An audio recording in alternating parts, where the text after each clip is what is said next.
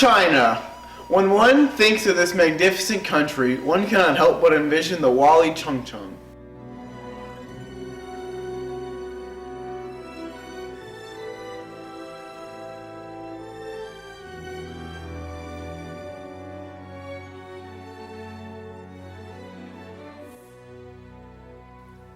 Welcome, I am Li Bai, a poet of the Tang Dynasty, and I return to share with you reflections of my beloved China. Like this great wall, it winds like a road across timeless landscapes, but one can also find landscapes that are ever changing. Shanghai! A city forever reinventing itself. Vibrant, sophisticated, romantic. As Shanghai reflects modern China, historic Nanjing River reflects modern Shanghai. Set your gaze across the Huangpu River and you will find a new China that reaches for the sky.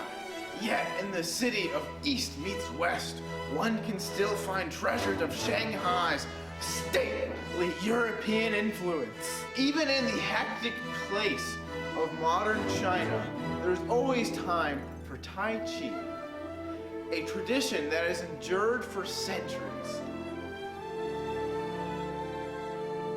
Up here on Huangcheng, at the Sea of Clouds, painters and poets like myself have been inspired for generations. In China, we say a poem in every painting and a painting in every poem. We have had a long history. Much of it has been recorded in this fashion.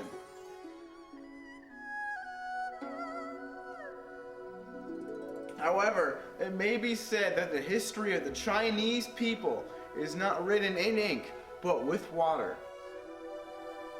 That may have been once true, but no longer. The course of this great river, through mountains and valleys, touches the lives of 500 million Chinese people. There is no better example of China's harmony with water than Chuzhou. This ancient city sits on the longest man-made waterway in the world. When Marco Polo traveled this way, he called the Chuzhou the Venice of the East.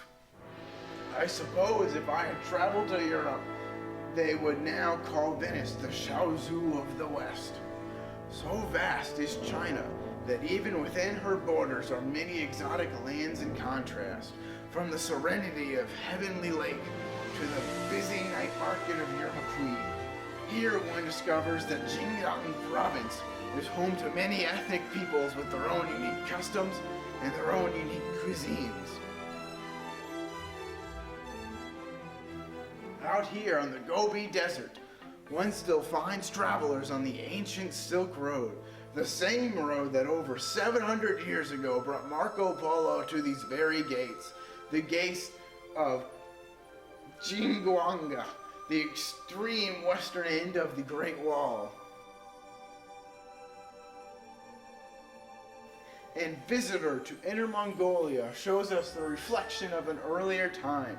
Here, a nomadic people still live, much as they always have. Far to the south is Yunnan province, home to many of China's national minorities. The cultures of this province are as diverse as the landscapes, like the Shilling Stone Forest, one of nature's unique wonders. In the far northeast is Heilongjiang. Although winter here can last 6 months, the people celebrate by carving magical sculptures of ice.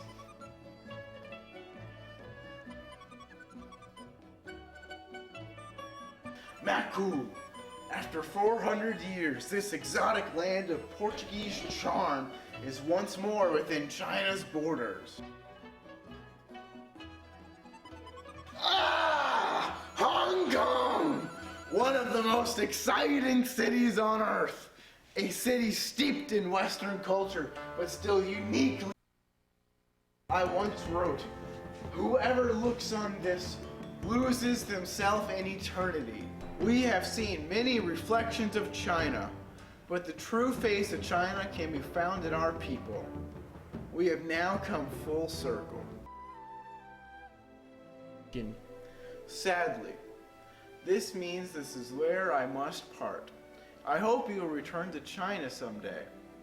But until now, a wave from my hand and I am gone. If I don't see you again, it's been an honor. Zhao Xing.